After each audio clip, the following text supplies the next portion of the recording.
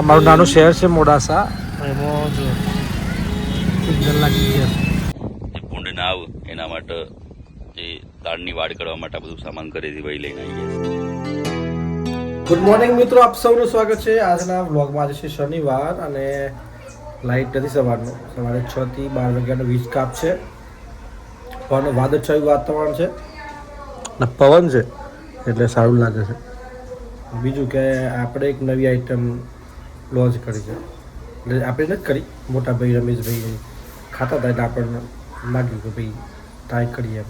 દહીંના અંદર ગોળ નાખી દેવાના, રાયતા જેવું લાગે. અમે હાલ જ ખાધું. આ જો દહીં રહ્યું ખાધું. જો આ બાજુ મહેંદી મૂકવામાં આવી છે માથામાં. મહેંદી હે રચને વાલી. પેલા હાથમાં મેલો, પછી અમુક ઉંમર થાય પછી મોથામાં મેલો. દોરા વાળ થઈ ગયા છે. હે ને હેડ આઈની એલર્જી છે. બેસ્ટ છે. ના સારું છે, સારી વસ્તુ છે. Very good. આપણે પેલી વાત કરતો હતો કે આપણે દહીંમાં ગોળ નાખી શું થઈ જાય? રાયતું. હા, જોરદાર આઈટમ થઈ જાય. રાયતા જેવું લાગે છે. અને પેટ માટે સારું. અને સવારમાં ખવાય, સાંજે ના ખવાય. ભરપૂર કેલ્શિયમ મળે. યસ. બસ આપણે નીકળીએ અહીંથી. નવા ઘરની મુલાકાત કરવાની છે અને સાથે જે સ્કૂલમાં બી જવાનું છે. ત્યાં શાળા પ્રવેશોત્સવ છે, આપણે આમંત્રણ આપ્યું છે. તો આપણે પહોંચીએ, જોઈએ ત્યાં કેવો માહોલ છે. વ્યવસ્થા રાખી છે તો દરેક જાતના ધ્યાનનું પણ સમાધાન કરતા શનિવારે ચોથા શનિવારે નમસ્તે મીટિંગ થાય છે. ના હશો તો જમવાની પણ વ્યવસ્થા છે. દરેક આવ્યું અને તમે બધા જેટલા દુખાયેલા છો ને એ જાહેર દિવસો જોડાયેલા આગેવાનો ભારત સરકાર રાજ્ય સરકાર. તો જો આપણે જઈને આવી ગયા કાર્યક્રમમાં. આપણે સત્યમ વિદ્યાલયમાં શાળા પ્રવેશોત્સવ એમાં તેમજ રીડિંગ લાઇબ્રેરી એનું ઓપનિંગ હતું. એ કાર્યક્રમમાં આપણે બોલાયા હતા. આપણું સન્માન પણ કર્યું. દેવાંગ કુમારનું પણ સન્માન કર્યું બંનેનું. એટલે બંને જઈને આવી ગયા છે. સરસ કાર્યક્રમ રહ્યો. અને તમને એક વસ્તુ બતાવો, અમારા મોટાભાઈ રમેશભાઈનો ફોન તૂટી ગયો છે, OnePlus. હા દેખાય, અહીંથી આ ક્રેક થઈ ગયું છે, ડિસ્પ્લે બંધ થઈ ગઈ છે. હા 11R છે. આપણે ડિસ્પ્લે નવી નખાવાના છીએ અને ઓરિજિનલ નખાવાના છે. પછી આપતા આવીએ નાખવા માટે જઈએ છીએ. અમારા મોડાસામાં સરસ મજાનું મોબાઈલનું રિપેરિંગ થાય છે, ત્યાં લઈ જઈએ. કંપનીમાં તો ખૂબ મોંઘું પડતું હતું. જો મેં આ મારું નાનું શહેર છે મોડાસા. એમાં જો સિગ્નલ લાગી ગયા છે. મોટા શહેરોમાં માટે નવાઈ નથી, પણ નાના શહેરોમાં આજે સિગ્નલ લાગી ગયા છે. સરસ લાગ્યું છે અત્યારે તો. જો આ બાજુ બી ગ્રીન છે અને આપણે આ બાજુ જઈએ છીએ એ તો ફૂલ ગ્રીન છે. આ બાજુ કોઈ સિગ્નલ નથી. જો સામે છે, સામે નહીં કોઈ. આમ જવા માટે કોઈ સિગ્નલ નથી. હા એ છે, પણ આપણે સામે જવું હોય તો આમ એટલે આ સ્ટક થઈ જાય. આવી જોવાનું કયો જોવાનું? આવી એ બધું જોર છે ને. ફોન છે રિપેર થઈ ગયો, એ રમેશભાઈને આપીએ પણ દીધું.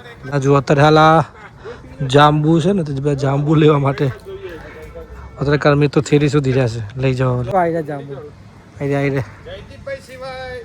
હે નથી હે ને. અત્યારે છે ને અમારે એક ભાઈ રાહ જોઈ રહ્યા છે ઉપર ચડવા. જબ તડકતી શું હતું છે, ચડી જા જબરું જોઈએ છે કરાવીએ. હવે જબલું હાલો. ચલો જામુન તોડી લઈએ અને પછી મળીએ. જામુન આવી ગયા છે ઉપરથી પડે. લાકડી મારી દેવા જોઈએ. લાવ મસ્ત. આપણે ટેસ્ટિંગ કરીશું. હા જેવું કીધું હતું ને એવું જ છે સ્વાદ.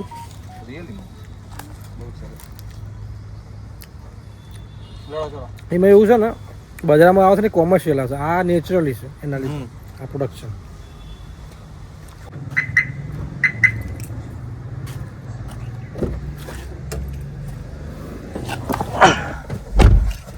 હજુ મિત્રો વાગી ગયા છે 6:10 અને પ્રેભાઈ અને શ્રેયભાઈ ગયા છે ટ્યુશન. એમને લઈ આવીએ. શનિવાર છે આજે, તો શનિવારના દિવસે આપણે જઈએ છીએ હનુમાન દાદા મંદિરે સાકરિયા. તો જો આ બાળકો રમી રહ્યા છે. આપણે પ્રેભાઈને એમને બધાને લઈ અને સાકરિયા મંદિરે જવા માટે નીકળીએ.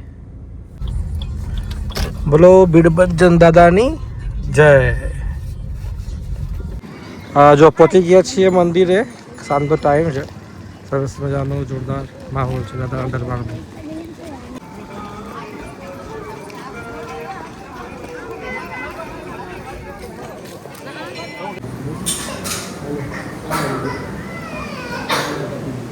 જો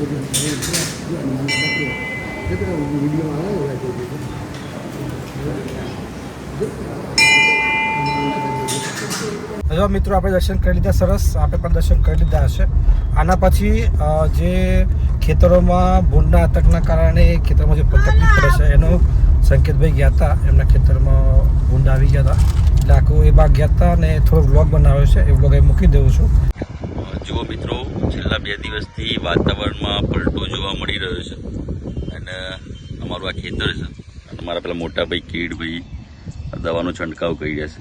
ગઈકાલે આ ખેતરની અંદર મગફળીનું વાવેતર કર્યું છે. રાત્રિ દરમિયાન ભૂંડ આવ્યા છે, એના કારણે તે દવાનો છંટકાવ કરી રહ્યા છે અને આ તમામ તૈયારીઓ કરી દીધી છે દવાનો છંટકાવ કરવા માટે. અને જે ભૂંડ ના આવે એના માટે જે તાડની વાડ કરવા માટે બધું સામાન ઘરેથી વહી લઈને આવી ગયા છે. આ વિસ્તારની અંદર સામે જે તળાવ છે ને, તળાવ, એ તળાવ બાજુ ભૂંડ રહેતા હોય છે અને ત્યાંથી રાત પડે એટલા ખેતરોમાં આવી જે વાવેતર કર્યું હોય એ ખોદીને ખાઈ જતા હોય છે. અત્યારે ભાઈ જે દવાનો છંટકાવ કરી રહ્યો છે એ દવા છે જે કોઈ ઉગારો ન ઊંઘ, નિંદામણ ન કરવું પડે એના માટેની દવા છે. અને રાત્રે આ જગ્યા ઉપર ભૂંડ ખાઈ ગયા છે એના માટે આ સામાન તમામ અહીંયા લઈને આવ્યા છે. અમારા જે બાજુમાં આવેલા અન્ય જે ખેતરો છે તેમાં તો વાવેતર થઈ ચૂક્યું છે. આ મગફળીનું વાવેતર છે. એટલે મગફળી તો જુઓ હવે તૈયાર થવાની તૈયારીઓ થઈ ગઈ છે, કારણ કે વહેલું વાવેતર કર્યું છે. જે પાણી હોય ને એ લોકો વહેલું વાવેતર કરે, જેને પાણી ન હોય જો ચોમાસાની જે વરસાદની જે રાહ જોતા હોય તે લેટ કરતા હોય છે. અત્યારે અમારા ખેતરના નજીક એક જાંબુ છે અને આ જાંબા ઉપર જાંબુ લાગ્યા જુઓ, બહુ જ લાગ્યા છે ઘણા બધા. લોકો અહીંયા ખાવા માટે આવતા હોય છે અને આ બાજુ પણ જાંબુ બધી જગ્યાએ લાગેલા જ છે.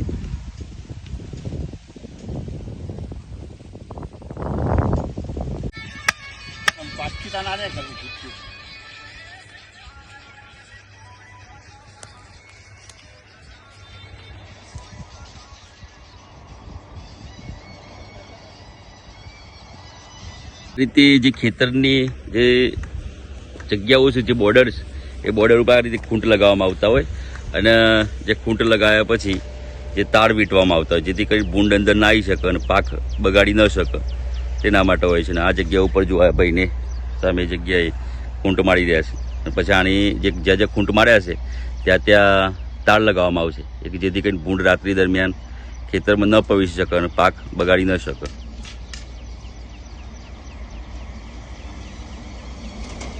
મિત્રો જો આજનો જે વ્લોગ છે આપણે પૂરો કરીએ છીએ. હોપ કે તમને વ્લોગ પસંદ આવ્યો છે.